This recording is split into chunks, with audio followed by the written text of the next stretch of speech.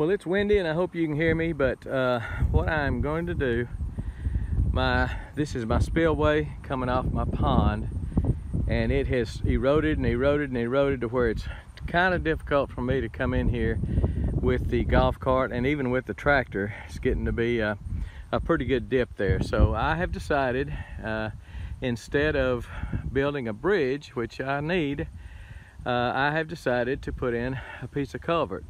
When I built my other bridge, somebody said, why didn't you just put in some culvert? Yeah, you know, because I didn't think of it. That's why. Well, I got the pipe loaded up. We're ready to go home. 24 inches diameter, 20 feet long. Made it home. Ready to start fixing it up. I've drug it down here behind the tractor, and I did some bedding work the other day, yesterday, just kind of made the bed, kind of got it ready.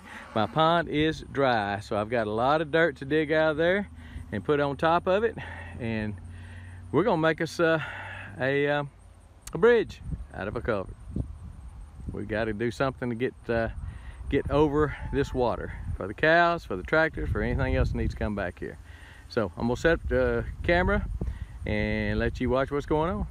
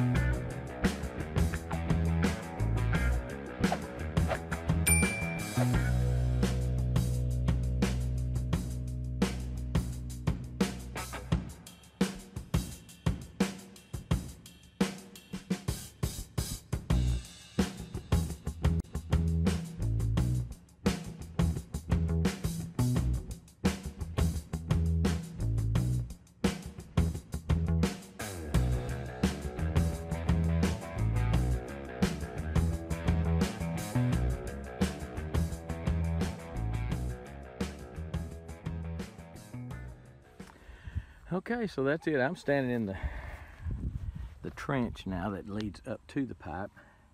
Let me explain to you what I did. Some of it I showed on camera, some of it I didn't.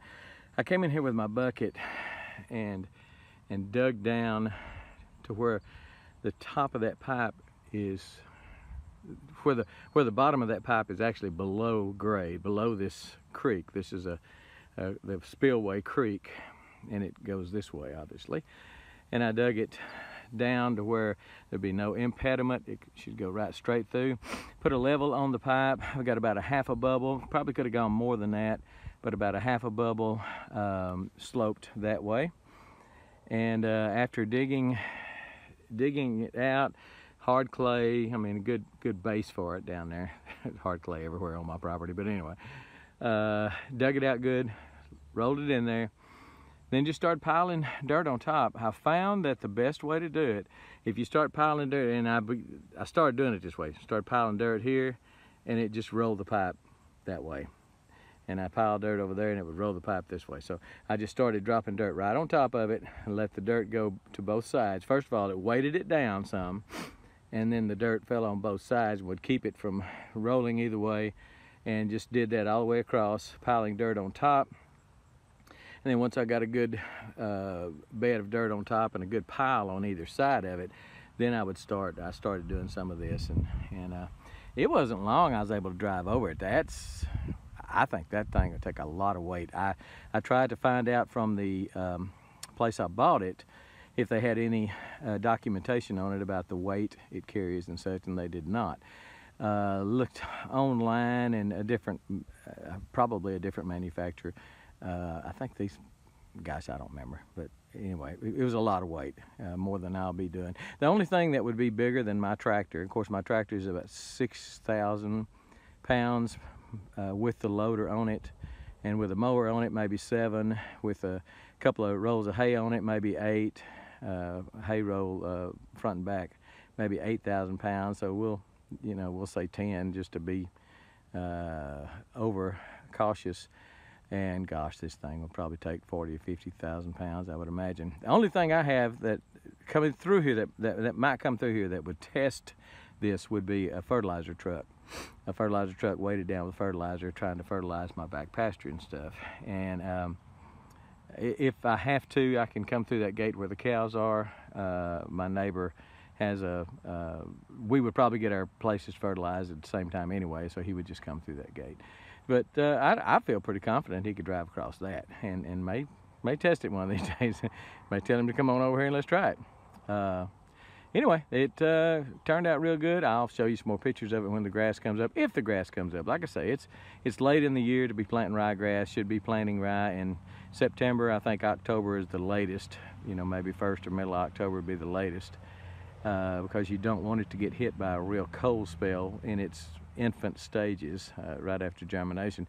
But and we had a good cold spell for us, 20 degrees about a week or two ago, but as is typical, it was 80 degrees yesterday, and it's going to be, I don't know, mid-70s today or something.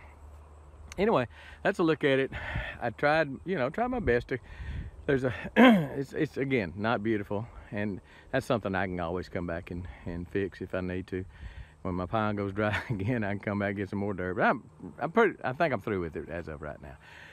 But tried to come off the dam with just a little bit of a slope, and then I wanted plenty of dirt on top of the pipe, because that's what they do suggest, is 12 inches of dirt or so on top of the pipe, and I think I'm there. In fact, I think I'm above 12 inches when you get a little further back that way, because the pipe is sloping down some.